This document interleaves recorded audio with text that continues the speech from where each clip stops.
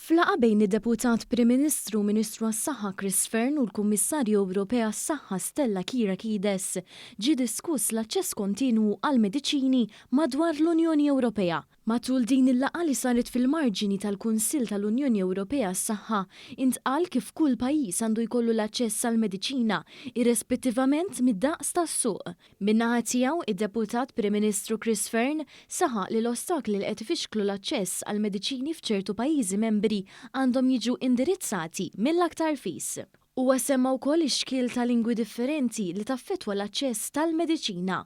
The barrier of language is stopping the pharmaceutical market from being a true European market. So this is one of the things we need to look at. As well as accessibility of medical devices. We need to make sure that there is no limitation of medical devices because of some bottleneck in the supply process.